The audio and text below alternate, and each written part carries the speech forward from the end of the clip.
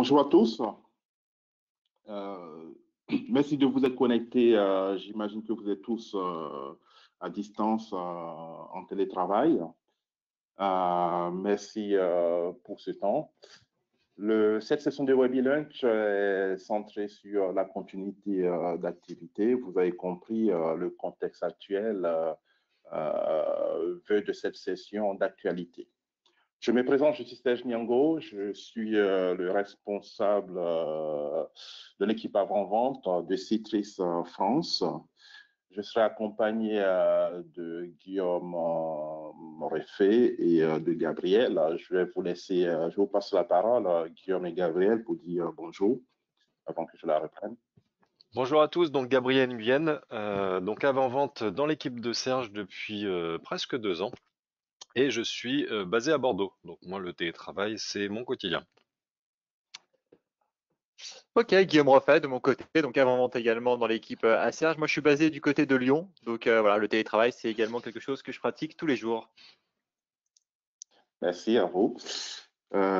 Côté organisation, si vous avez des questions à poser, posez-les directement dans le chat et on les prendra au fur et à mesure que les questions arrivent dans le chat.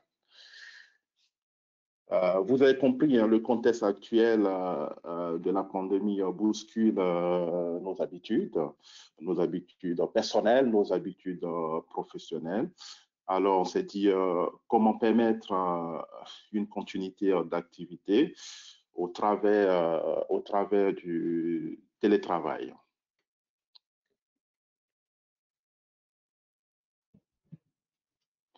Donc, face à cette situation, reviens-nous sur notre vision, en fait. Notre vision, qui est celle-là, elle est marketing, mais on voit qu'elle colle réellement à la réalité. C'est permettre une meilleure manière de travailler. Et j'ajouterais, en fonction de la circonstance, dans notre cas actuel, c'est mieux travailler dans un environnement de pandémie, de confinement. Donc, ce mieux travailler, on peut le corroborer à une situation actuelle qui est celle d'aujourd'hui, qui est la situation pandémique et de confinement. Et quand j'ai dit ça, il y a des questions qui se posent naturellement pour pouvoir apporter cette solution de télétravail, donc de continuité d'activité. Deux questions qu'on se pose de façon naturelle. D'un côté, l'utilisateur qui se pose un certain nombre de questions. Ces questions qui sont listées là, 3 questions. Est-ce que je peux accéder à toutes mes applications et données pour faire mon travail? C'est une question légitime parce qu'aujourd'hui, pour pouvoir accomplir ma tâche de façon optimale et avec le moins de difficultés possible, ces questions sont légitimes. Est-ce que tout fonctionne de la même manière? Est-ce que j'aurai de la performance? Est-ce que je peux rester productif en travaillant à distance? Ça veut dire cet environnement que j'ai quand je suis dans les locaux de l'entreprise, qui est cet environnement qui est performant, est-ce que j'aurai le même résultat? Donc, ces questions sont légitimes et l'utilisateur se les pose naturellement. Naturellement, parce qu'en télétravail, j'ai déjà une difficulté qui est celle d'être à la maison dans les conditions familiales qui ne sont pas toujours faciles. Donc, si je dois apporter une certaine difficulté à télétravailler, c'est encore une certaine pénibilité que je m'ajoute. Donc, cette simplification pour pouvoir accomplir ce travail. Et d'un côté, naturellement, j'aurai l'IT. L'IT qui se dit, pouvons-nous rapidement évoluer pour prendre en charge une capacité supplémentaire? Ça, c'est une réponse qui peut être tactique et une réponse qui est réelle aujourd'hui dans le cadre de cette pandémie. Notre environnement est suffisamment flexible pour répondre de manière dynamique aux besoins de l'entreprise. C'est une question qui se pose aujourd'hui de par la situation actuelle, mais qui doit perdurer. Et si on la regarde de façon stratégique, l'IT est en train de dire comment je permets à mon IT d'être agile pour pouvoir absorber de nouveaux besoins. de façon ponctuelle, mais dans le temps, parce que cette agilité doit me permettre de suivre aussi les mouvements. Aujourd'hui, on parle c'est un mouvement sociétal, c'est un mouvement de pandémie qui est externe aux conditions de la société, mais qui peut être aussi lié à la société de par une extension offshore. Voilà. Et chose qui est très importante, ma propriété intellectuelle. Ma propriété intellectuelle, elle est très importante. Ma sécurité, ma réputation, il faudrait que je puisse la garantir. Donc, ces questions de sécurité, de fiabilité sont très importantes. Je vais apporter cet environnement qui représente qui est une partie de la société à l'utilisateur, de telle sorte qu'il puisse télétravailler en toute performance. Mais derrière, il faudrait que j'ai cette visibilité et garantir en fait les assets de la société. Donc, ce sont des questions qui sont posées de façon naturelle du contexte de l'utilisateur et du contexte de l'IT. Donc, au vu de ces questions, on a deux types de contextes qui se présentent à nous. Bien entendu, nous avons une base de clients, des gens qui sont déjà clients Citrix, qui ont de la virtualisation d'applications, de la virtualisation de postes de travail, qui ont du réseau sécurité, des accès sécurisés avec nos solutions d'ADC. Aujourd'hui, qui se pose aussi la question, il faut pouvoir apporter cette réponse de continuité d'activité. Et aussi, on a des clients qui ne sont pas des clients Citrix, qui deviennent potentiellement des clients Citrix, qui ont des environnements virtualisés ou qui ont un environnement classique, un client-serveur, et qui se posent aussi les mêmes questions, qui ont le besoin de pouvoir continuer de travailler, continuer l'activité. Donc, derrière, on se rend compte que c'est un même besoin pour ces deux types de sociétés. Et donc, derrière, c'est comment apporter une solution rapide, une solution fiable pour pouvoir répondre à ces deux types de profils de société, qu'on soit client Citrix avec des solutions ou pas. Donc, poser ce débat, on apporte quoi comme solution à ces questions et à ces sociétés? Donc, 4 types de possibilités sont présentées ici par Citrix pour pouvoir apporter la continuité d'activité au travers de télétravail. Donc là, vous avez, on a l'ADC et la gateway. Vous savez que Citrix, aujourd'hui, nous avons des solutions de réseau et de sécurité qui font aujourd'hui 30% de notre chiffre d'affaires. Donc, c'est très important pour nous. Et donc, un client aujourd'hui qui a besoin d'accéder à son environnement, ses ressources au travers d'un environnement sécurisé à distance, que ces ressources soient on-premise ou dans le cloud, nous avons la capacité de pouvoir sécuriser en fait cet accès de bout en bout de l'utilisateur distant jusqu'à ses ressources. Et là, la deuxième option, des clients qui ont déjà la virtualisation d'applications ou de postes de travail qui demandent à étendre pour pouvoir absorber de nouveaux utilisateurs. Nous avons la capacité là, nous apportons la réponse rapide pour pouvoir étendre ces ressources, ajouter des ressources supplémentaires, les étendre on-premise ou dans le cloud à ces nouveaux utilisateurs qui vont travailler à distance. Et là, vous avez le remote PC, le remote PC, qui est une des solutions les plus rapides à adopter et à mettre en place, de par sa capacité, sa simplicité, c'est de dire, OK, l'utilisateur aujourd'hui a un environnement de travail dans les bureaux, dans les locaux, cet environnement est utilisé. Donc, derrière, c'est de mettre le VDA Citrix de telle sorte que l'utilisateur puisse, à distance, au travers d'un accès sécurisé, accéder à ce poste de travail. Et là, il fait un rebond et à partir de ce poste de travail, il l'utilise comme son bureau virtuel, mais qui est en réalité son bureau physique. Rapide parce que tout l'environnement est déjà installé, les applications et ainsi de suite, et pourra travailler comme s'il était en face de ce bureau. Et là, nous avons Citrix Cloud qui va nous permettre derrière de dire, OK, nous avons des environnements, Citrix Manage Desktop avec des postes VDI sur du Windows 10. Déjà dans le cloud, une souscription permet juste d'activer et de mettre à disposition rapide ces bureaux virtuels Windows 10 de telle sorte qu'on puisse la rendre opérationnelle pour le client et les utilisateurs de façon rapide.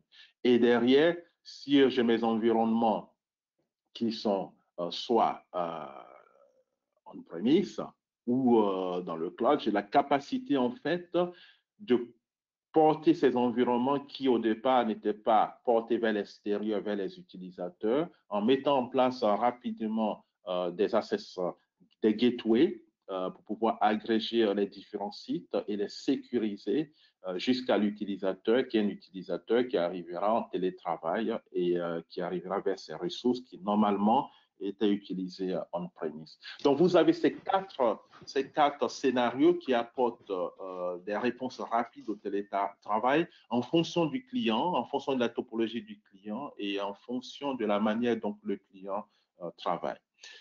Ces quatre options seront détaillées par Gabriel et Guillaume, voilà, qui prendront la suite et qui rentreront dans les détails point par point pour pouvoir les préciser. Et si vous avez des questions, n'hésitez pas. Gabriel. Merci Serge pour cette introduction. Donc je vais reprendre la main et donc comme le disait Serge, voilà, on va explorer ces différentes solutions, ces différents scénarios que vous pourriez utiliser pour garantir la continuité des activités de vos employés.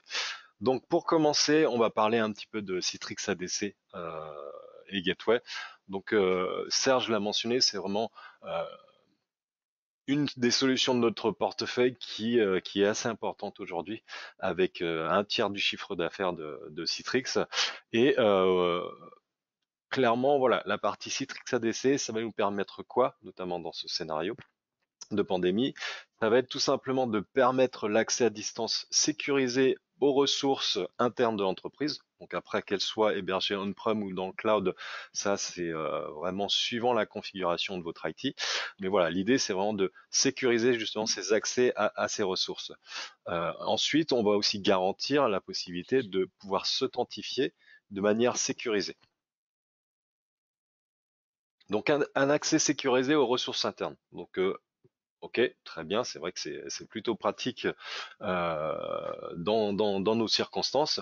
Maintenant, on va donner accès sécurisé à quoi? Donc déjà, premièrement, on va être en capacité de pouvoir donner accès à un déploiement Citrix Virtual App and Desktop existant. Donc, si jamais vous avez déjà une infrastructure Citrix dans vos data centers, mais que jusqu'ici l'accès aux applications ou aux bureaux qui sont hébergés par cette infrastructure ne se fait qu'à partir de l'interne, on a la capacité du coup de proxifier le flux ICA et donc de faire ce qu'on appelle de l'ICA ou HDX proxy et donc de sécuriser l'accès à ces ressources virtualisées via Citrix pour un utilisateur qui se connecterait d'Internet. Donc le gateway, c'est vraiment notre appliance qui va se positionner dans ADMZ et qui va vraiment faire barrage entre l'extérieur et l'interne de notre data center. Et donc du coup, en plus de juste la possibilité de faire de l'ICA proxy, bien entendu, on va être en capacité de rajouter d'autres fonctionnalités. La première, c'est ce qu'on appelle Smart Access, et c'est la possibilité, donc sur le portail du Citrix Gateway, de se dire, bah voilà, suivant que mon utilisateur se connecte du réseau interne ou de l'extérieur, est-ce que je vais lui donner la possibilité d'accéder à telle ou telle ressource publiée? Potentiellement, vous avez peut-être certaines applications qui sont très sensibles et pour lesquelles on va jamais donner accès à un utilisateur à partir de l'extérieur. C'est généralement le cas, par exemple, de tout ce qui est application bancaire. Votre conseiller bancaire n'a pas accès à son environnement de travail, aux applications pour générer des prêts, ce genre de choses, lorsqu'il travaille de la maison. Si on veut aller un peu plus loin, on a la fonctionnalité qui s'appelle Smart Control et qui là pour le coup va permettre en gros à l'administrateur de dire ok, j'ai mon utilisateur qui se connecte à partir de l'extérieur, il va accéder par exemple à son bureau publié sous Citrix. Maintenant, vu qu'il vient de l'extérieur, je veux sécuriser sa connexion, je veux garantir en fait que je vais garder toutes les informations dans mon data center et donc je vais être en mesure de pouvoir choisir s'il peut imprimer ou pas des documents, s'il peut accéder ou pas à des clés USB. Voilà, vraiment euh, contrôler toutes les entrées-sorties potentielles entre le poste d'un utilisateur qui est par exemple chez lui et son poste de travail virtuel qui est dans l'entreprise. Enfin, pour garantir l'expérience utilisateur, on a la possibilité d'utiliser ce qu'on appelle chez Citrix l'adaptive transport. C'est-à-dire qu'on a la possibilité, en gros, d'utiliser l'UDP pour faire transiter le flux UCA. Donc, par défaut, c'est du TCP, mais potentiellement, vous pouvez activer l'UDP, et ce qui fait que dans certains cas d'usage, si par exemple vous avez une ligne Internet qui est pas terrible, avec de la perte de paquets, de la latence, on peut garantir quand même une expérience utilisateur au top pour l'utilisateur.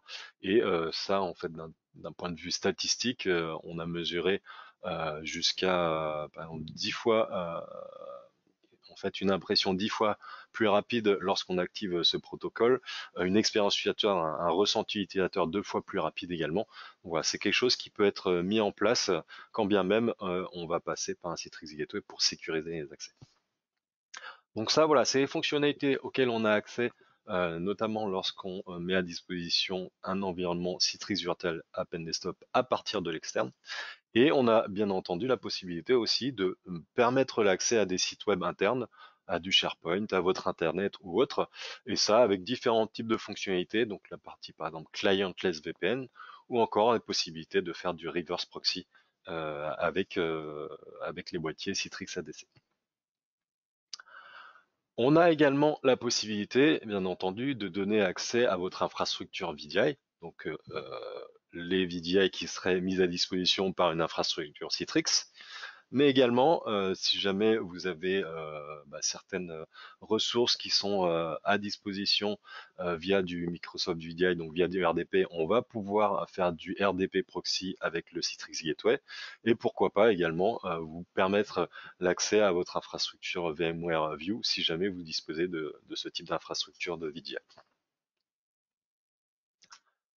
Je vous ai parlé tout à l'heure d'authentification, donc c'est vrai que c'est pratique de pouvoir donner accès à nos collaborateurs à nos ressources en interne. Maintenant, c'est quand même mieux si on peut garantir que l'utilisateur qui essaye de se connecter, il est authentifié, et donc garantir que c'est bien lui qui s'est authentifié. Donc pour ça, on va être en capacité de mettre en place différents mécanismes d'authentification forte. La première, qui est la plus simple à mettre en place, c'est la possibilité de faire du native OTP.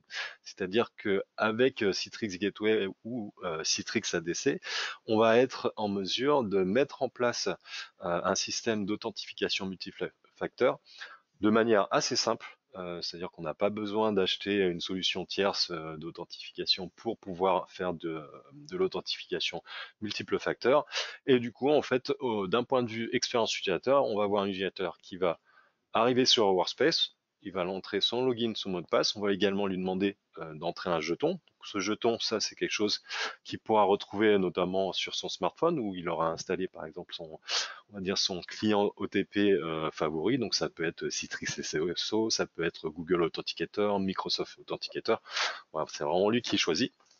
Et une fois en fait qu'il a validé avec un deuxième facteur d'authentification son identité, il va pouvoir accéder à ses ressources, donc ses bureaux publiés, ses applications ou autres.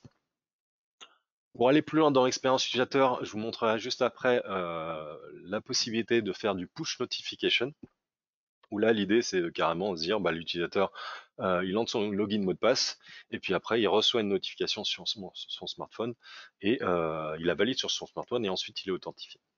Et après, si on veut aller encore plus loin, avec Citrix ADC, on peut mettre en place différents types de mécanismes avec la fonctionnalité N-Factor, où là, c'est vraiment libre à vous d'imaginer quels sont scénarios d'authentification. On peut utiliser du SMS passcode, ce genre de choses, authentification avec des smart cards, avec des clés USB. Voilà, c'est vraiment au choix de l'administrateur. Donc pour la partie push UTP, voilà, l'idée c'est, voilà, j'ai un utilisateur qui arrive sur le portail de ma gateway, il entre son login, son mot de passe. Donc là, on voit en dessus qu'on peut éventuellement saisir, faire une saisie manuelle de l'ETP. Donc si on clique dessus, voilà, il y a un champ qui apparaît. Par contre, si on déclique, voilà, on valide et on voit que sur le smartphone, voilà, je reçois une demande d'authentification et à partir du moment où je valide, ça me valide mon authentification et donc je peux accéder à mes ressources. Donc voilà, tout ça, toujours pour garantir une expérience utilisateur la plus fluide possible pour nos collaborateurs. Alors, on a des fonctionnalités aussi qui peuvent être intéressantes, c'est-à-dire que Citrix Gateway permet potentiellement de faire du full VPN SSL, donc ça peut être une solution qui répond aux besoins d'accès à notre SI. Par contre, chez Citrix, c'est pas forcément notre première solution recommandée, parce qu'il y a quand même pas mal de risques, entre guillemets, à mettre en place ce type de solution pour la continuité d'activité. Le premier risque, c'est tout simplement le déploiement. Première chose à faire, c'est qu'il faut déployer un client sur les postes de travail. Et ça peut parfois être compliqué parce que déjà, il faut des droits d'admin, il faut mettre en place différents types de configurations, retravailler tout ce qui est plan d'adressage. Donc, c'est pas forcément évident à faire. Et ce qui peut arriver, notamment dans le cadre d'un télétravail entre guillemets un peu forcé comme on est actuellement, le client, enfin le collaborateur doit installer ce client VPN, mais on n'est pas sûr qu'on ait un client entre guillemets dans la bonne version sur l'OS qui est utilisé par le périphérique du collaborateur. Donc dans ces cas-là, en fait, il pourra jamais accéder au SI parce que il pourra jamais installer son client VPN. Deuxième risque, c'est la configuration. Donc la configuration d'une solution full VPN, une des fonctionnalités qui est assez pertinente quand on met ce genre de solution en place, c'est tout ce qui va être autour du endpoint analysis. Donc l'endpoint analysis, c'est la possibilité en gros d'effectuer des tests sur le poste de l'utilisateur qui veut se connecter pour garantir qu'il a les bons niveaux de sécurité nécessaires. Ça peut être un antivirus à jour, ça peut être le bon navigateur à jour, et le bon OS à jour, et ainsi de suite. Mais donc du coup, mettre en place ce genre de configuration, c'est assez complexe parce que voilà, il y a beaucoup de choses à vérifier et pour être sûr que ça c'est bien fait, ça nécessite quand même beaucoup de travail pour que ce soit fonctionnel. Troisième point, c'est déjà la maintenance des configurations qu'on aurait mises en place pour le endpoint analysis, tout simplement parce que par exemple quand on configure de l'endpoint analysis, on va dire voilà, je veux que ma signature antivirus elle soit à tel niveau, et du coup ça il faut le maintenir régulièrement puisque les signatures antivirus ça change régulièrement. Donc déjà c'est assez compliqué à maintenir, et en plus si on compare avec par exemple une solution de type Citrix Virtual Open Desktop où c'est très facile de dire voilà, à partir du moment où tu te connectes de l'extérieur, tu n'as pas le droit d'accéder aux clés USB, tu n'as pas le droit d'accéder à tel truc, tu n'as pas le droit d'accéder au partage réseau.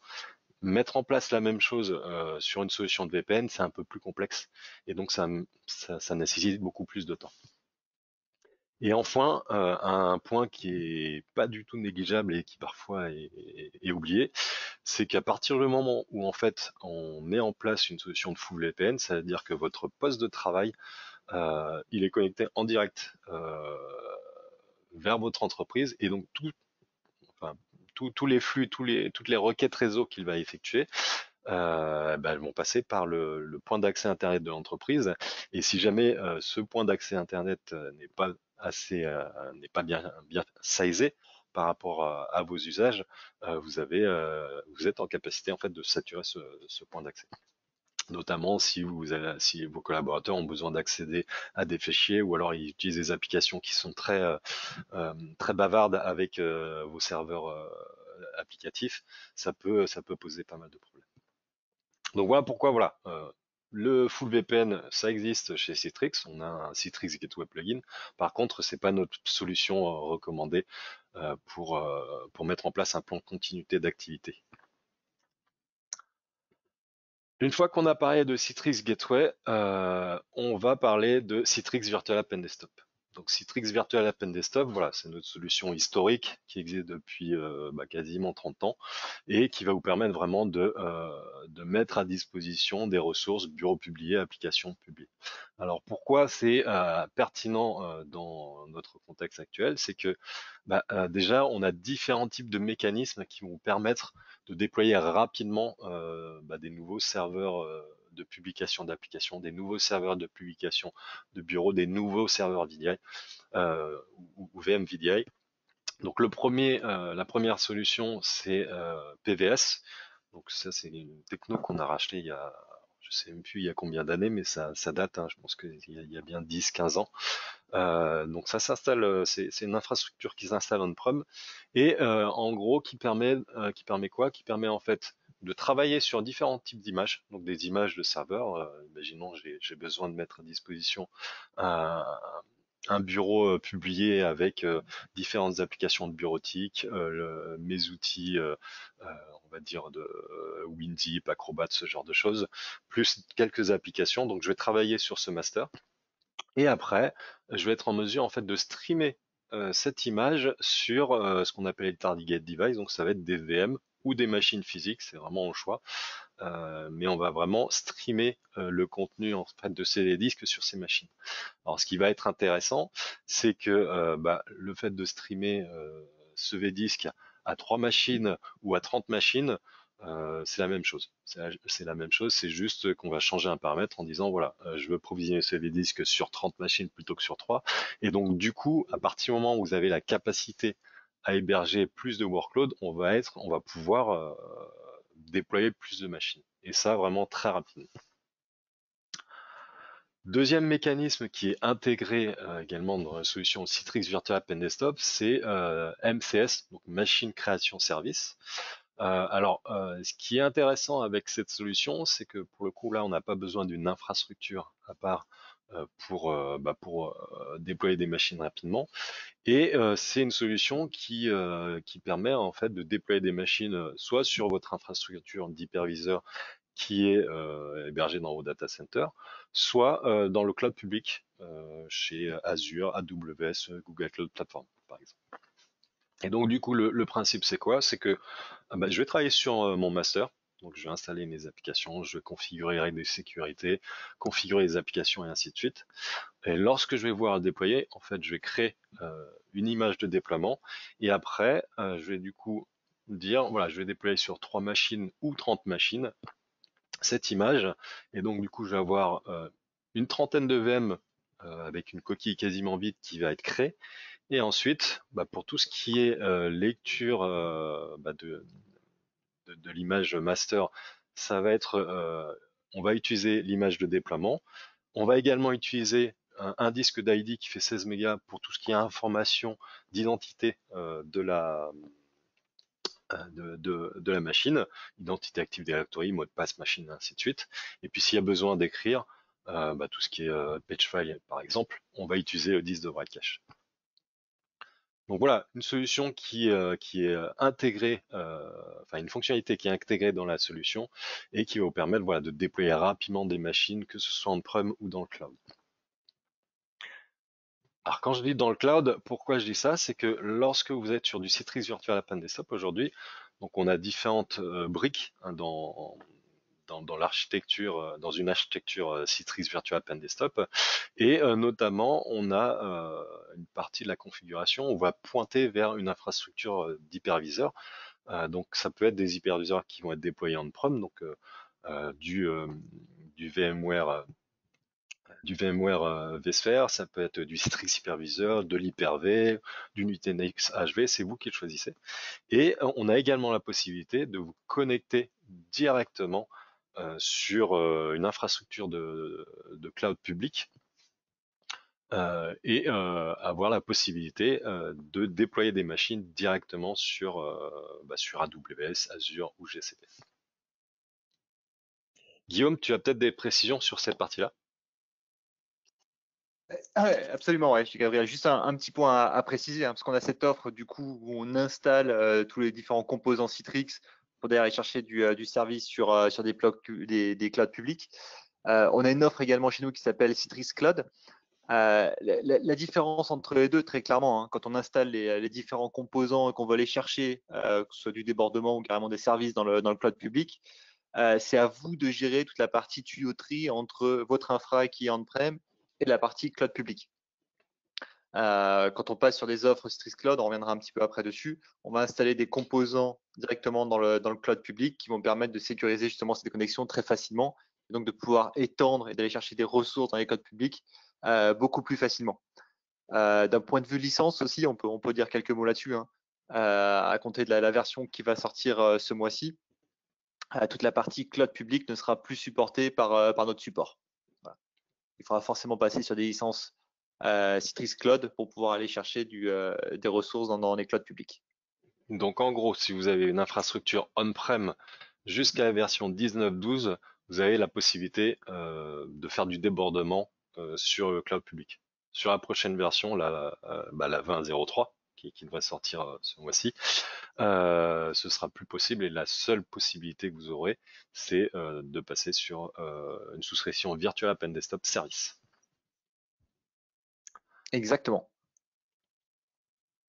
Troisième solution qui peut être pertinente dans un plan de continuité d'activité, c'est la solution Remote PC Access. Donc comme l'a rapidement expliqué Serge en introduction, qu'est-ce que c'est que cette solution? C'est tout simplement la possibilité de donner accès à partir de votre infrastructure Citrix Virtual App and Desktop à votre PC fixe qui est dans les locaux de l'entreprise, comme si c'était une machine virtuelle, comme si c'était un VDI ou un bureau publié.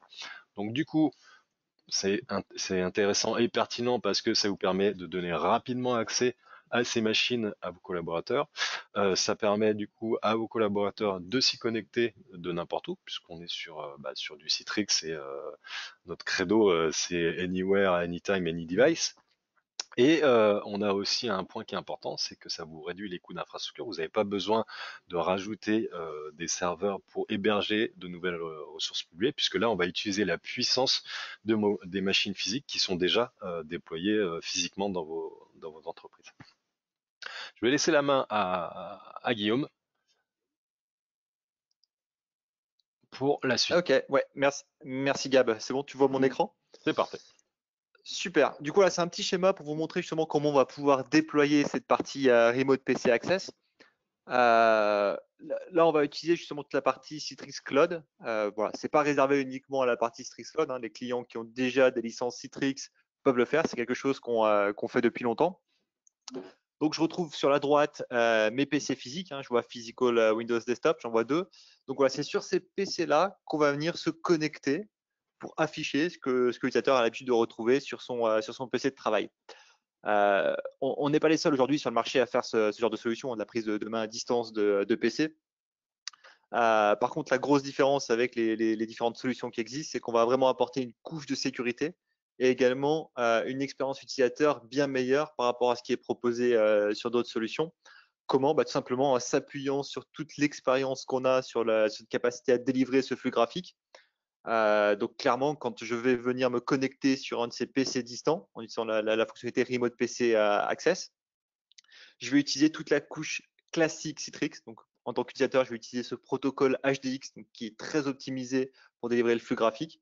Et donc derrière, je vais aussi côté administration récupérer toute la couche d'administration, toute la couche de sécurité qu'on a l'habitude de fournir à travers les solutions Citrix. Donc je retrouve sur la partie centrale donc la partie Citrix Cloud, donc là que j'ai pas besoin d'installer, hein, je vais la consommer vraiment comme service.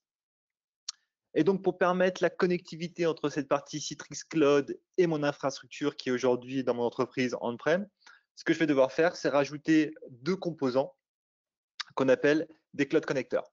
Et c'est ces cloud connecteurs qui vont être en charge de la communication entre la partie on-prem et la partie Citrix Cloud. Derrière, pour pouvoir prendre la main justement sur l'ensemble de ces PC, je vais devoir ajouter un petit agent, l'agent VDA, exactement le même qu'on installe sur les machines quand on veut faire du bureau partagé ou du partage d'applications. Donc voilà. Ce que je vous propose, c'est plutôt que de continuer à à être sur ces diagrammes, c'est directement de passer sur une démonstration. Donc là, typiquement, il est 12h38. Vous allez voir en combien de temps j'arrive à déployer justement cette solution Remote PC en partant de zéro. Donc la première chose que je vais faire, c'est installer des cloud connecteurs dans mon entreprise. Avant ça, ce que je vais faire, je vais me connecter sur mon portail Citrix Cloud. Donc là, mon compte est déjà validé, hein, j'ai accès à ces fonctionnalités. Et je vais créer une nouvelle ressource location, donc dédiée à cette zone de télétravail. Donc là, que je vais appeler Acme Télétravail. Voilà, je vais la sauvegarder. Donc voilà, ça c'est uniquement côté bonne pratique dans mon organisation. Et d'ailleurs, ce que je vais devoir faire, c'est installer ces cloud connecteurs. Donc pour ça, j'ai déjà 2 machines Windows, donc connecteur 1, connecteur 2 qui sont installés, hein, machine Windows au plus simple, donc qui sont déjà jointes au domaine. Ça c'est le point qui est essentiel. Et ce que je vais faire sur cette machine, c'est me connecter sur mon compte Citrix Cloud. Donc là, je me log avec mes identifiants d'administrateur. Pour aller récupérer justement l'installeur du Cloud Connector pour pouvoir créer ce Cloud Connector. Donc là, j'ai sélectionné mon instance, mon client. Donc, je retrouve bien la partie Acme Télétravail. Et là, je télécharge mon Cloud Connector. Donc là, c'est un petit agent qui va se télécharger. Il n'est pas très lourd. Voilà, il vient d'arriver.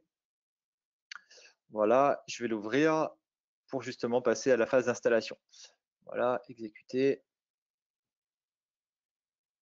Voilà. Et donc là, je vais devoir, voilà, la connectivité est bonne. Et donc là, je vais également m'authentifier pour pouvoir lier ce Cloud Connector à la bonne instance dans Citrix Cloud. Donc, je rentre mon compte administrateur. Voilà, je m'authentifie. Ça charge.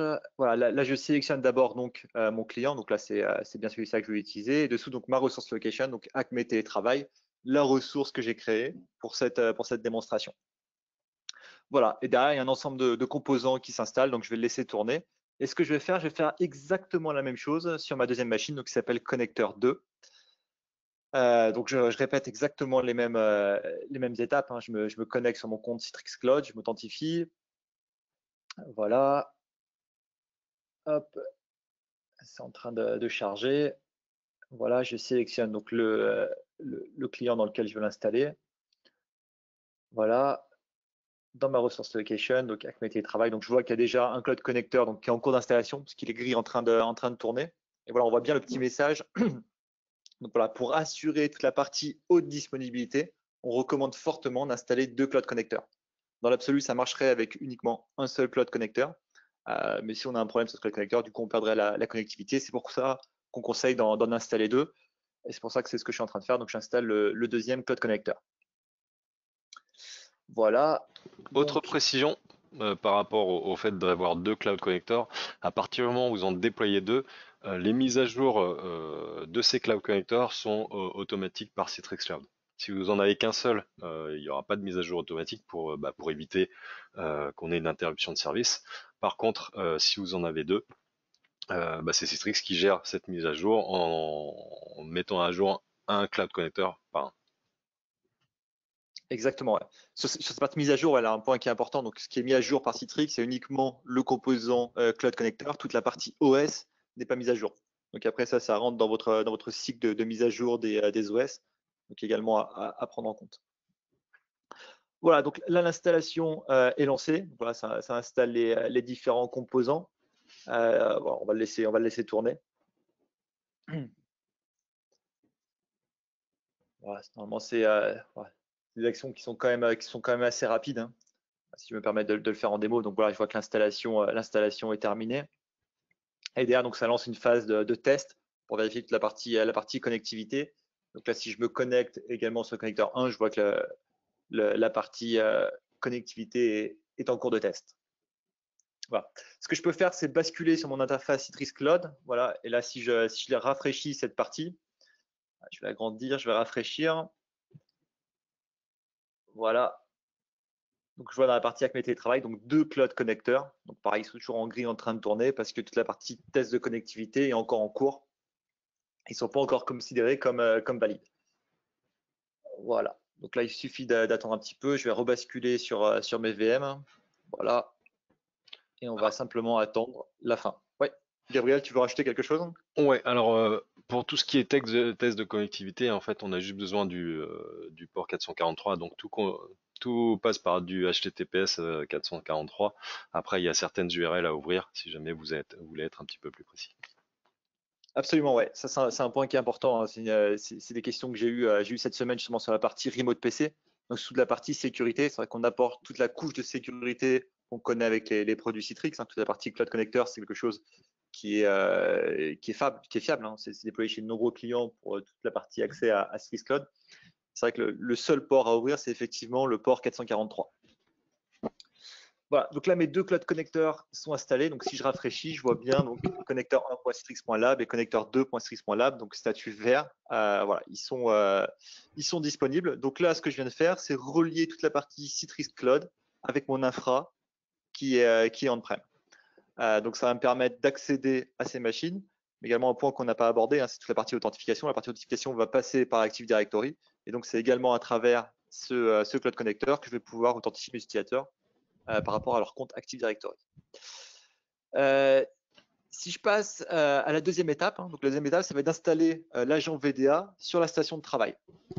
Voilà, donc sur le PC fixe de mon utilisateur, je vais aller installer le petit agent qui va permettre de référencer la machine. Donc pour ça, hop, ce que je vais faire, donc je vais me connecter donc sur cette machine. Donc chez moi, elle s'appelle MCS Windisk Master. Voilà, c'est celle-ci. C'est une machine virtuelle, hein, mais ça marche également sur une machine physique. C'est même fait pour marcher sur une machine physique. Donc là, je vais aller sur citrix.com/downloads et je vais aller récupérer justement l'agent VDA pour pouvoir l'installer. Donc voilà, si je descends un petit peu, j'ai les différentes versions. Donc là, je vais garder la version 19.12, donc qui est la version LTSR, donc support à long terme. Ça marcherait aussi avec une version current release sans aucun souci, hein. Voilà, là j'aurai le choix, donc soit de télécharger l'ISO complet, on va essayer de garder un petit peu de bande passante. Je vais télécharger uniquement cet agent. Donc j'ai plusieurs types d'agents. J'ai l'agent multi-session ou l'agent single session. Donc multi-session, c'est celui qu'on installe sur les Windows Server. Single session, celui qu'on installe sur les machines de type desktop. Donc là, je vais sélectionner un single desktop en version core service. Voilà, je lis rapidement le contrat qui va bien et derrière, je vais pouvoir l'accepter. Alors la Voilà, version, donc là, la version Core ouais, Service, en fait, elle n'inclut pas certains composants qui sont nécessaires lorsque vous déployez le VDA sur des VM. Donc tout ce qui va être machine identity, tout ce qui va être profil management et ainsi de suite. Donc il y a certains composants qui ne seront pas déployés parce que pas nécessaires sur une machine physique. exactement. Donc voilà, là, l'agent c'est téléchargé, donc je vais pouvoir passer à la phase d'installation. Voilà, le temps qui s'ouvre.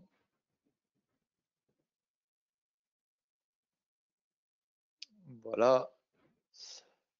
OK. Donc on va pouvoir passer justement à cette installation. Donc, voilà. Donc là, j'installe donc ce fameux VDA encore service. Donc là, on me demande les contrôleurs adresses. Donc pour ceux qui font du Citrix, savent qu'on rentre normalement l'adresse du delivery controller. Là, dans le cas de version Citrix Cloud, je dois rentrer donc la machine qui sert de Cloud Connector. Donc ici, c'est connecteur 1.citrix.lab et donc la deuxième que j'ai installée, donc connecteur 2.citrix.lab. Donc mes deux points d'entrée. Voilà, je teste les connectivités, elles sont bonnes. Je vais pouvoir ajouter, cliquer sur suivant. Là, j'ai des options disponibles, hein, que je peux ajouter. Je vais juste ajouter la partie remote desktop. Donc là, ça va permettre justement, si mon utilisateur a un souci, à travers la partie director, donc qui est la console de supervision dans l'infrastructure Citrix, hein, de pouvoir prendre la main à distance sur la console de l'utilisateur. Donc s'il est bloqué sur un point de chez lui, directement depuis chez moi, je vais pouvoir prendre la main et lui indiquer ce qu'il faut faire ou pouvoir justement fixer un problème. Voilà, donc là, l'installation est en cours. Voilà, ça prend 1 à 2 minutes. Donc ça installe tous les agents. Donc là, ce que j'ai fait, donc je l'ai installé manuellement sur un poste. Donc évidemment, ce qu'on est capable de faire, c'est d'avoir des scripts de déploiement pour pouvoir l'installer sur plusieurs postes. Donc ça, typiquement, à travers Active Directory, c'est une tâche qu'on pourrait mettre en place. Et donc, au reboot de la machine, l'agent s'installerait. Voilà, là j'ai fait le choix vraiment pour la démo de montrer pour un seul poste. Donc je l'ai installé à la main. Voilà, l'installation est terminée. Voilà, j'ai une option pour pouvoir partager des stats avec Citrix. Je vais la décocher. Ah, j'ai une petite notification que je vais enlever. Suivant. Voilà, donc tout est bon. Et donc là, l'étape suivante, donc c'est de devoir redémarrer la machine pour prendre en compte l'agent. Non, faut que j'enlève la pop-up. Voilà, finish. Et là, je redémarre la machine. Donc voilà, mon agent est installé. Donc maintenant, je vais pouvoir référencer cette machine comme une machine accessible à travers la partie Remote PC. Voilà. Je vais juste attendre qu'elle finisse de rebooter. Et là, mon utilisateur peut se connecter dessus sans aucun souci et continuer à travailler si besoin. Voilà, donc là, l'agent est installé. Donc maintenant, on va pouvoir passer justement côté console d'administration pour référencer cette machine. Donc, on va avoir deux étapes. La première, c'est de créer un catalogue, créer le catalogue, et ensuite créer un delivery group. Voilà. Donc, pour ça, je vais pouvoir passer sur mon navigateur et me connecter sur citrix.cloud.com. Voilà. Et j'ai la partie Virtual Apps and Desktop qui est accessible. Donc, je vais pouvoir cliquer dessus pour accéder justement à ma console Studio. C'est également ici qu'on va pouvoir accéder à la console de monitoring qui est la console Director. Voilà, je vais pouvoir cliquer sur Manage. Donc, voilà. Ça se connecte. Et donc là, pour les personnes qui sont familières avec les versions de Citrix traditionnelles on-prem, c'est exactement la même console, hein, c'est la console Studio. Donc sur cette console Studio, sur la gauche, je vais retrouver mon menu d'administration. Il est en train de se charger tout doucement. Et donc, comme je l'ai dit, donc la première étape, ça va être de créer ce machine catalogue pour référencer les machines qui sont disponibles. Et donc, par la suite, je vais créer le delivery group pour pouvoir attacher justement mes utilisateurs à ces machines. Voilà. Hop, elle est ici. Donc, je vais cliquer sur Machine Catalogs. Voilà. Normalement, c'est un environnement qui est vierge. Je ne dois pas avoir de catalogue déjà créé. Donc, ce que je vais faire, c'est simplement cliquer sur le bouton Create a Machine Catalog pour justement en ajouter un nouveau. Voilà. Donc, c'est sur en haut à droite, Create Machine Catalog. Voilà. J'ai le petit wizard qui arrive. Donc, suivant. Donc là, je sélectionne. Hein, j'ai le choix entre justement les différents modes. Là, c'est Remote PC Access qui m'intéresse. Et là, je vais pouvoir choisir justement la machine sur laquelle je viens d'installer. Donc là, c'était sur MCS Windows master.citrix.lab. Donc évidemment, là, je référence une seule machine. Hein, mais si je l'installe sur un ensemble de machines, je vais pouvoir directement ajouter un groupe AD, une organisation, enfin peu importe, on a différents niveaux. Là, je sélectionne, donc voilà, je suis en version plus récente que la version 7.6. Et là, je donne donc simplement un nom à mon catalogue, donc Remote Access. D'ailleurs, je pourrais préciser une description, juste enlever l'espace. Voilà. Et voilà, donc là, le catalogue est en train de se créer. Donc la machine est maintenant référencée dans ma partie Studio. Donc l'étape suivante maintenant, c'est comme j'ai dit tout à l'heure, hein, c'est de créer le delivery group. Donc pour ça, je sélectionne delivery group. Et donc sur la droite, créer le delivery group. Donc là, je vais pouvoir attacher mon utilisateur à cette machine. Voilà, suivant. Donc là, il va me chercher donc mes machines disponibles dans le catalogue. Hein. Donc j'en avais un seul, donc c'est facile. Là, je vais pouvoir ajouter mon utilisateur. Donc j'ai un utilisateur qui s'appelle user1. Donc je vais l'ajouter. Voilà, user1. OK. Voilà, donc là, il va pouvoir accéder à ce catalogue. Et là, je vais préciser donc qui peut accéder à ce bureau. Donc là, je vais donner un nom au bureau, donc desktop. Et là, je vais encore une fois ajouter donc l'utilisateur. Non, c'est pas 2, c'est 1. Voilà. Je vais vérifier le nom. Je le sélectionne. OK. OK. Et OK. Voilà. Là, je clique sur suivant. Je donne un nom à mon delivery group. Voilà. Desktop user 1. OK. Fini. Et voilà. Donc maintenant, mon utilisateur 1 peut accéder à distance à son bureau. Donc il est 12h52. Voilà. En un quart d'heure, on a installé les deux cloud connecteurs. On a installé le VDA sur la machine. Et derrière, on a créé toute la partie, on va dire, configuration dans la console Studio pour permettre à l'utilisateur d'accéder à son poste de travail. Pour vérifier tout ça, c'est ce qu'on va faire, donc accès distant à la workstation. Donc pour ça, je bascule directement sur mon Mac, hein, c'est la machine que j'utilise chez moi. Et là, je vais me connecter donc sur citrix.cloud.com, donc non pas pour accéder au poste de travail tout de suite, hein, mais déjà pour récupérer l'URL de connexion. Parce que c'est quelque chose qu'on n'a pas configuré. Donc pour ça, je vais dans la partie Workspace Configuration. Donc voilà, là je retrouve mon URL. Donc je l'ai appelé télétravail.cloud.com. Je pourrais facilement changer cette URL en l'appelant voilà, le nom de mon entreprise ou autre. Ce que je peux faire dans la partie Customize, c'est facilement customiser l'apparence de connexion. Voilà, par défaut, j'ai rien. Là, ce que je vais faire, je vais glisser un logo. Donc pour la page d'authentification, ensuite pour la page où j'ai on va dire la page d'accueil. Voilà, j'ai appelé ça Acme Corporation. Et dessous, donc je vais sélectionner, je vais pouvoir changer graphiquement donc les couleurs de mon portail. Voilà, je vais mettre les liens en rouge. Voilà. Et derrière, si je sauvegarde, voilà, les modifications vont être prises en compte. Donc maintenant, en tant qu'utilisateur, donc je vais pouvoir me connecter sur ce fameux télétravail.cloud.com. Donc ce que je vais faire, je vais cliquer dessus. Voilà, là je me connecte avec mon compte, donc utilisateur 1, user 1, avec le mot de passe qui va bien. Donc je vois bien que toute la partie customisation a été prise en compte. Voilà, et donc là j'arrive sur mon portail, donc, avec la customisation qui a été prise en compte. Et si je vais dans la partie bureau, donc je vois bien que mon bureau MCS Windows Master qui est disponible. Et donc ce que je vais faire, je clique dessus. Là, j'ai le workspace qui est installé, donc je vais utiliser l'application locale. Et donc là, ça me démarre le bureau. Donc je suis en double écran. Donc le bureau s'est démarré de l'autre côté, mais voilà, on le retrouve bien ici. On voit bien qu'il y a marqué MCS Windows Master en haut. Voilà. Et là, c'est complètement fluide. Voilà, je peux ouvrir les menus, je peux ouvrir une application. Donc toutes les performances vont dépendre bien sûr de la machine physique qui est dans mon bureau. D'ailleurs, voilà, on utilise tout le protocole Citrix HDX pour délivrer ce flux graphique. Donc j'ai aucune latence. Derrière, voilà, si je fais des frappes clavier, on voit que le temps de réponse est, voilà, est très agréable. On peut facilement télétravailler sans aucun souci, exactement comme si on était au bureau. Voilà. Et donc de là, j'ai accès à mon poste de travail que j'utilise tous les jours au bureau. Donc j'ai accès à l'ensemble des applications, à l'ensemble des serveurs qui sont derrière, à l'ensemble des données, etc., etc. Voilà. Donc ça, c'est pour la partie utilisateur.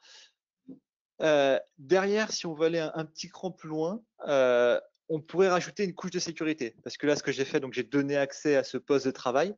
Et ce que je suis capable de faire, c'est de faire du copier-coller, par exemple, entre mon Mac local et cette session distance. Je serai également capable d'imprimer sur mon imprimante locale. Et ben, c'est peut-être quelque chose que l'entreprise ne veut pas mettre à disposition. Parce que potentiellement, on pourrait introduire des données, des virus, des fichiers contagieux, ce genre de choses dans la session virtuelle, ou bien sortir des données en les imprimant ou en faisant du copier-coller. Donc pour ça, on pourrait sécuriser, on va dire, cette connexion et avoir une sorte de bulle isolée. Donc c'est exactement ce que je vais faire là. Donc là, je retourne sur ma partie citrix.cloud.com, donc sur mon navigateur. Et je vais retourner donc dans ma console studio, donc je vais recliquer sur Manage. Et là, ce que je vais faire, je vais appliquer une politique de sécurité pour avoir justement cette bulle confinée. Donc je pourrais accéder à cette console, à ce bureau à distance, mais je n'aurais pas d'interaction avec ma machine locale. Je ne pourrais pas transférer de fichiers, je ne pourrais pas faire de copier-coller. Je pourrais simplement voir ce qui se passe et avec mon clavier pouvoir rentrer de la donnée et utiliser ma souris, bien sûr. Donc là, pour ça, je vais aller dans la partie Policies. Donc là, on a des templates préexistants. On pourrait aussi manuellement créer une police de sécurité. Ouais, je ne vais pas m'embêter, je vais dans la partie template. Il y a des choses qui existent, qui sont bien faites. Dans la partie Security Control. Et là, je vais pouvoir créer une police à partir de ce template. Voilà. Donc, ce que je vais faire, je vais tout laisser par défaut. Hein. Voilà, il y a tout qui est pris en compte. Voilà, typiquement, empêcher les clés USB de se monter, empêcher l'impression sur l'imprimante locale, empêcher le copier-coller, etc.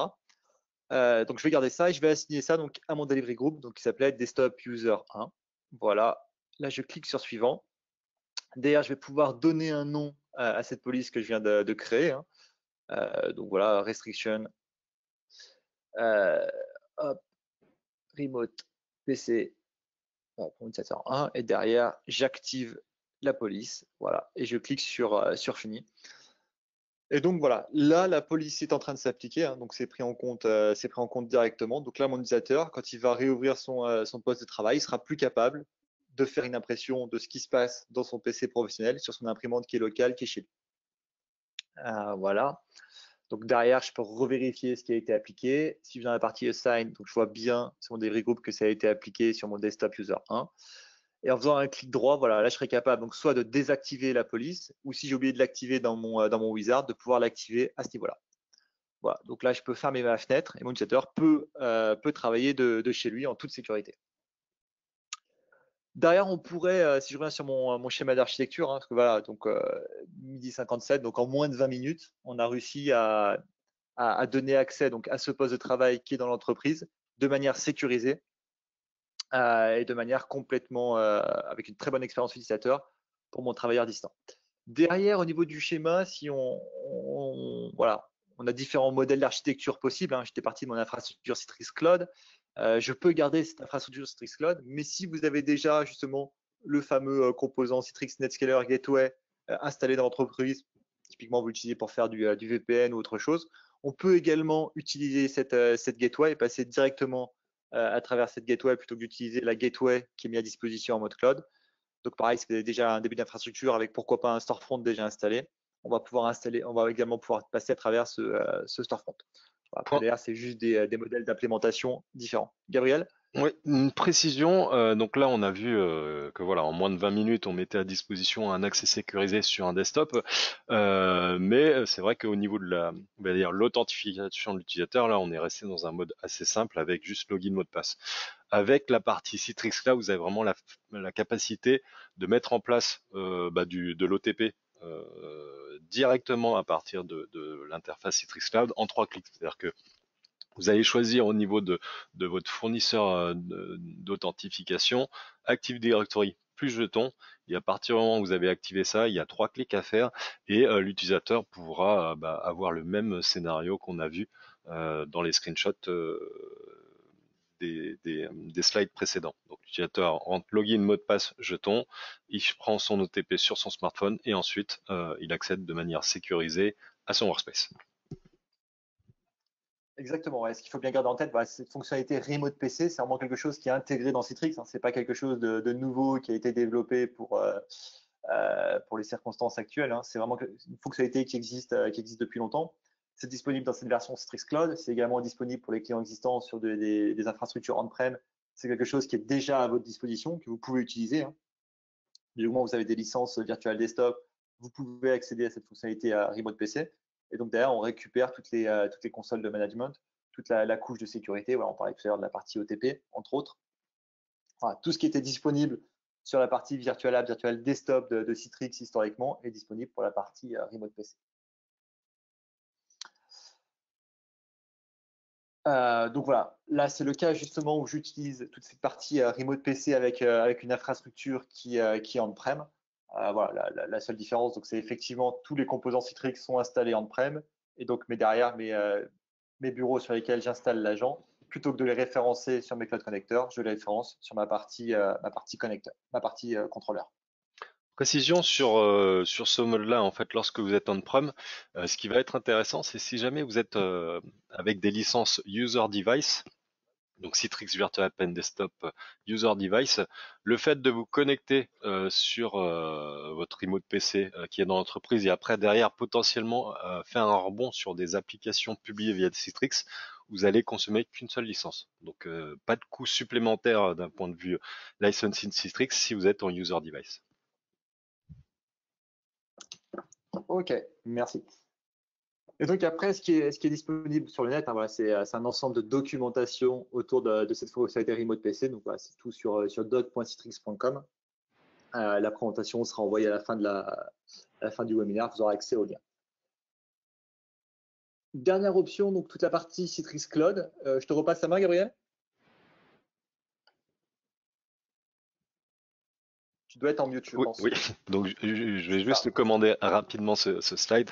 Donc voilà, on a également donc la partie Citrix Cloud Service qui va vous permettre aussi, dans certains cas, d'adresser ces problématiques de continuité d'activité. Donc la première chose, c'est d'utiliser la partie Citrix Manage Desktop qui va vous permettre de mettre rapidement à disposition un Windows 10 sur Azure. Donc, ce qui est intéressant, c'est que c'est une solution clé en main. Guillaume va vous en parler un petit peu après.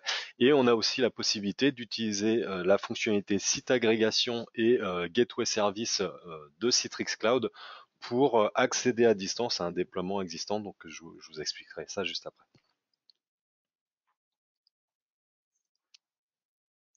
Ok, donc voilà, si on détaille un petit peu cette offre Citrix Manage Desktop, Donc voilà, c'est l'offre qui est sortie assez récemment, elle est sortie à l'automne l'année dernière. Voilà, c'est la première fois que Citrix met à disposition, on va dire, une infrastructure complète. Donc à la fois la couche de management et également derrière toutes les machines ressources sur lesquelles on va venir se connecter pour démarrer un bureau, par exemple, ou publier une application. Donc voilà, toute cette couche est aujourd'hui disponible directement chez Citrix. Hein, c'est hébergé dans Azure. On va s'appuyer sur toutes les capacités d'Azure, sur des nouveautés, on va dire, côté Microsoft, que ce soit d'un point de vue Azure, aussi bien d'un point de vue desktop avec le nouveau Windows 10 multisession. Et donc, l'avantage en tant que client, hein, c'est déjà, j'ai un seul point de facturation, un seul point d'entrée et également une seule console pour tout gérer.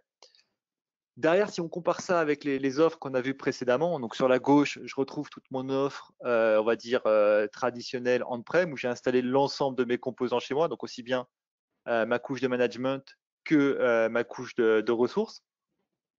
Deuxième modèle possible, donc c'était d'utiliser donc la partie Citrix Cloud, donc pour m'appuyer sur toute la partie management gérée par Citrix. Et derrière, donc chez moi, j'ai mes deux cloud connecteurs et derrière mes différentes machines. Quand on part sur une offre Citrix Managed Desktop, là, je vais pouvoir utiliser donc l'ensemble de cette couche directement gérée par Citrix dans Azure. Et derrière, évidemment, pouvoir les connecter si besoin avec mon Active Directory et mes serveurs de données qui sont chez moi. Pourquoi je dis si besoin? Parce que c'est également la première fois qu'on a une offre où on pourrait démarrer des machines pour faire du bureau publié sans que cette machine soit jointe à un domaine. Donc voilà, c'est le cas le plus simple qu'on a. Hein, voilà, c'est celui que j'expose ici. Donc là, ce que je vais avoir, donc sur Azure, je vais avoir une machine, typiquement Windows 10, Windows 10 multi-user, pourquoi pas du Windows Server de démarrer, sur laquelle je vais venir me connecter et donc récupérer à distance un bureau publié. Voilà. Donc là, on pourrait partir dans le cas où je n'ai pas de serveur Active Directory chez moi et du coup, Citrix va s'appuyer sur un serveur Azure Active Directory de manière transparente pour pouvoir gérer toute la partie utilisateur. Si on tire un petit peu ce modèle et qu'on part dans un modèle un peu plus, on va dire complexe, plus complet, donc je vais également avoir donc dans ma couche Azure donc cette machine Windows qui va être démarrée avec l'agent VDA installé dessus. Derrière, je vais pouvoir me connecter donc à ma ressource Azure à travers un VNet Peering. Et donc, à travers ça également, je vais pouvoir redescendre sur ma couche on-prem pour aller chercher typiquement de la donnée, des serveurs applicatifs chez moi, peu importe. Voilà. Donc, c'est grâce à ce VNet Peering que je vais être capable de faire la liaison entre ma machine démarrée avec la partie Citrix Managed Desktop et le reste de mon infrastructure. Derrière, si je vous montre un petit peu les consoles de management, parce qu'on avait vu juste avant la partie studio, donc on va dire que c'est la console complète pour gérer une infrastructure complète Citrix. Là, pour cette partie Citrix Managed Desktop, c'est vraiment de simplifier la gestion, la création. Donc là, je vois que je garde cette notion de catalogue. Hein. Donc j'ai un catalogue qui est déjà créé. Donc si j'ai besoin de rajouter des nouvelles machines, je vais simplement cliquer sur le bouton Create catalogue. Et de là, j'ai deux options, une option Quick et une option Custom. On va partir sur Custom parce que j'ai un peu plus d'options. Donc là, déjà, je peux choisir si je veux une machine multisession ou une machine de type VDI. Et si je suis en mode VDI, est-ce que c'est une machine statique ou en mode pool. Derrière, je vais pouvoir sélectionner si je veux la joindre. Voilà. C'est ma souris qui bouge un peu. Si j'ai besoin de la joindre à un réseau, donc à travers mon VNet Peering. Derrière, la région dans laquelle je vais vouloir déployer ma machine. Donc là, il peut y avoir des questions de performance, mais également des questions de coût. Derrière, donc le type de machine. Hein. On va prendre une machine un peu légère qui pourrait supporter un certain nombre d'utilisateurs. Et derrière, bien sûr, je sélectionne le master que je veux utiliser. Donc, je vois certains masters qui sont flagués Citrix. Donc, ceux-ci, c'est les masters qui sont mis à disposition et maintenus par Citrix. Derrière, je suis capable d'importer ma propre image. Typiquement, voilà, si j'ai une image complète avec un certain nombre d'applicatifs dédiés à mon entreprise, je vais pouvoir importer ce master et démarrer des instances à partir de ce master. Dernière option, toute la partie Power Management. Donc là, je vais la configurer plus tard, mais je pourrais également cliquer dessus donc pour savoir à quelle heure je les démarre, comment je peux les optimiser de façon à diminuer le prix de la consommation Azure. Voilà. Hop. Et donc là, après, derrière, quand on clique sur Create Catalogue, donc ça va me créer, dans ce cas-là, une machine, parce que j'en ai demandé une. Si on demande 10, ça va me créer 10 machines. Donc là, on s'appuie sur les mécanismes de provisioning qu'on a chez nous, donc le mécanisme MCS. Et derrière, une fois que mes machines sont disponibles, je vais pouvoir associer mes utilisateurs sur ces machines, tout simplement. Voilà. Donc voilà, c'est une console vraiment, on va dire, optimisée côté temps de déploiement. On a beaucoup moins d'options que ce qu'on a dans la partie studio. Par contre, voilà, quand on veut mettre en place rapidement une infrastructure, on est capable de le faire.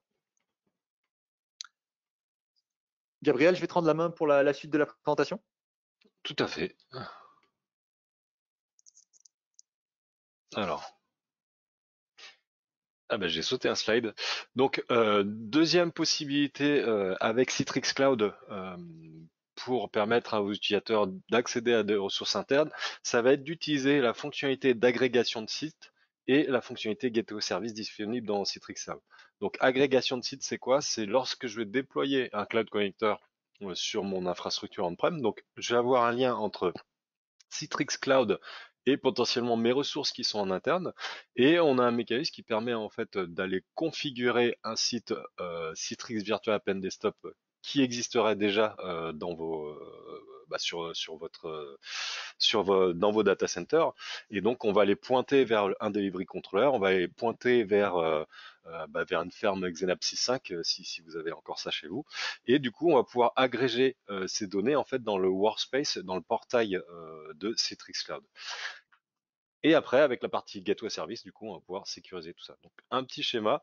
Donc là, c'est lorsqu'on est dans un déploiement standard pour accéder à nos ressources internes à partir de l'extérieur. Donc, c'est ce dont on parlait au début du webinaire, la partie Citrix ADC, Citrix Gateway. Donc, j'ai mon utilisateur qui va se connecter à partir de la Gateway. Il va être rédigé vers le storefront et après accéder du coup à ces applications Windows, bureau Windows, éventuellement des applications sous Linux ou bureau sous Linux qui seraient mises à disposition par Citrix. Lorsqu'on va passer sur la partie Citrix Cloud, l'idée c'est que en fait le storefront qu'on a, il peut être remplacé par le workspace de Citrix, d'accord? Et donc du coup, on va déployer des cloud connectors qui vont nous permettre du coup d'accéder à nos ressources qui sont on-prem. Donc on va faire l'agrégation de site et après, oh, pardon, j'ai sauté quelques slides là-bas.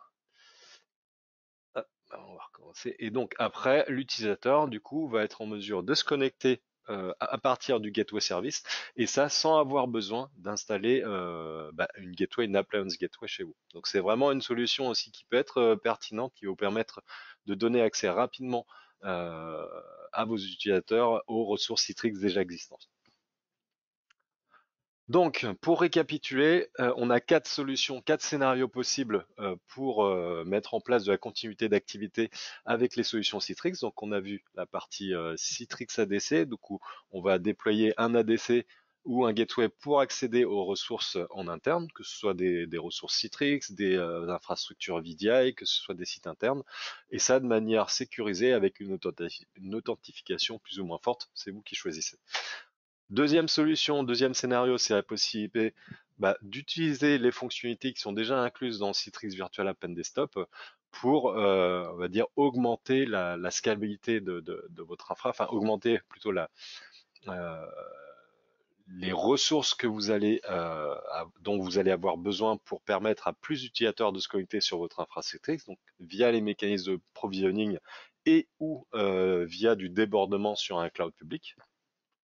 Troisième scénario, c'est utiliser la fonction Remote PC pour rendre les PC physiques accessibles à distance comme si c'était un VDI, avec du coup les avantages de ne pas avoir besoin de déployer de nouvelles ressources sur vos infrastructures d'hyperviseur. On va vraiment se connecter sur vos machines physiques et utiliser leur puissance pour pouvoir permettre à vos collaborateurs d'accéder, comme s'ils étaient dans l'entreprise, à leurs ressources, à leurs données pour travailler. Et enfin, on a vu différents scénarios pour utiliser Citrix Cloud pour permettre à vos collaborateurs de continuer de travailler. Donc maintenant, comment on fait pour pouvoir mettre en place ce type de solution? Donc on a 3 types d'approches.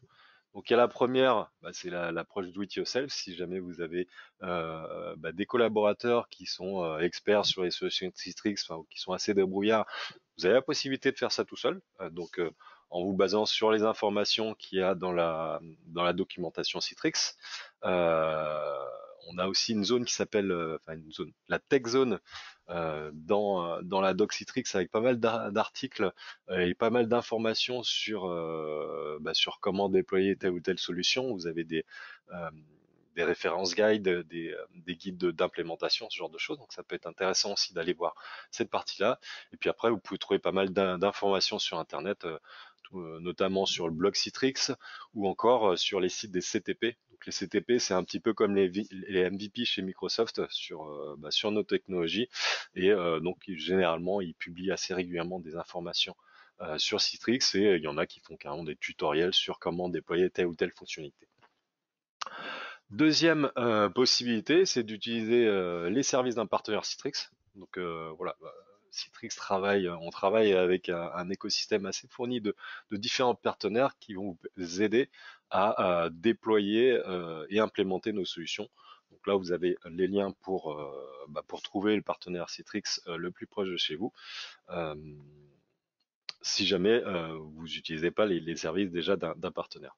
Et enfin, vous avez la possibilité également d'utiliser les services de Citrix, donc Citrix Professional Services ou encore CCS, donc Citrix Consulting Service. Et donc là, voilà, on a différentes offres qui sont disponibles pour vous aider dans la mise en place de ce type de solution avec des offres assez globales, hein, comme on peut le voir, Citrix Business Continuity Planning Workshop, où là vraiment ça va être un assessment de votre infrastructure et de savoir quelles seraient les solutions les plus pertinentes pour vous pour mettre en place des solutions de continuité d'activité. Mais ça peut être aussi des accompagnements vraiment plus ciblés, comme la possibilité d'avoir le consulting qui vous aide à implémenter Citrix Remote PC avec Citrix Cloud et avec le Service Gateway ou avec le gateway une gateway déployée on-prem. Voilà, il y a pas mal de choses à faire hein, pour déployer ce type de solution. Mais là, avec le consulting Citrix, vous avez la garantie de pouvoir déployer avec succès ce type de solution. Donc voilà pour ce Webilunch. Je ne sais pas si vous avez des questions. Je vais regarder un petit peu. Alors, on a eu... Ouais, il y a eu une question, Gabriel, sur la partie donc remote PC. Ouais. Est-ce que ça fonctionnerait sous Ubuntu? Oui, on est capable de le faire, c'est pas de prendre la main sur des machines Linux. Par contre, voilà, c'est le VDA, donc c'est un VDA spécial Linux qui est à télécharger, voilà, qui est compatible avec un ensemble d'éditions. Ubuntu en fait partie. Derrière, on retrouve Red Hat, CentOS et SUSE. Alors après, ce serait à vérifier parce que je ne sais pas si pour le coup on peut le faire en remote PC. Alors on peut, alors ce qui est sûr, c'est que vous pouvez créer des catalogues de VM sous Linux. Après, est-ce que on peut le faire sur une machine physique existante sous Linux? Je pense que c'est faisable. Après, c'est vrai que c'est pas forcément par défaut ce qui est prévu pour remote PC, mais potentiellement ça peut fonctionner. En effet. L'agent VDA existe. Comment? On a déjà l'agent VDA. Ouais, tout à fait. Voilà. Alors, qu'est-ce qu'on a besoin d'acheter comme licence pour Remote PC Access? Alors, si vous êtes sur un déploiement on-prem, à partir du moment où vous êtes sur des licences Citrix Virtual App and Desktop, donc anciennement XenApp Desktop, il vous faut un minimum la version Advance. Voilà, Advance et Premium inclut la fonctionnalité. Alors, est-ce que la solution Remote PC peut être mise en place pour un client qui n'a pas du tout d'infra Citrix? Quel en serait le coût? Donc, bien entendu, c'est le scénario de la démo en fait que Guillaume a présenté. C'est-à-dire qu'à partir du moment où vous faites une souscription sur Citrix Virtual App and Desktop Service, donc vous allez avoir en gros toute votre infra Citrix qui va être dans le cloud.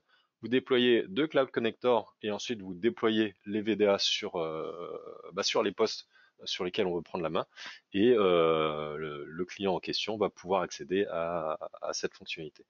Le coût, ça va être le prix de la souscription à Citrix Virtual App and Desktop Service. Après, je crois que c'est tout. Est-ce que vous avez encore d'autres questions ou pas?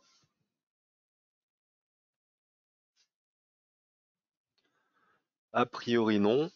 Alors, juste pour information, vous avez deux documents qui sont disponibles, enfin qui sont joints en fait dans votre interface de GoToWebinar. Ce sont typiquement tout ce qui est, ce sont les datasheets du consulting sur comment vous pouvez être aidé par le consulting Citrix pour déployer du Citrix Remote PC.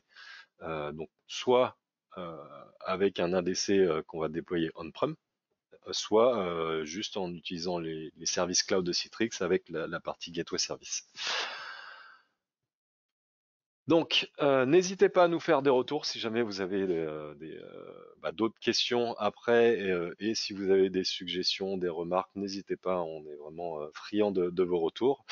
On vous transmettra normalement d'ici, je pense, demain, les supports de présentation, quelques documents joints. Et puis, voilà, encore si jamais vous avez d'autres questions, n'hésitez pas à nous contacter. On se fera un plaisir de vous répondre si on a les réponses. Voilà, merci à vous. Bon confinement. Soyez, restez confinés pour le bien de tous. Et puis, je vais vous souhaiter un bon appétit et une bonne fin de journée. Au revoir à tous. Voilà. Au revoir à Merci, au tous. revoir. Prenez soin de vous. Au revoir.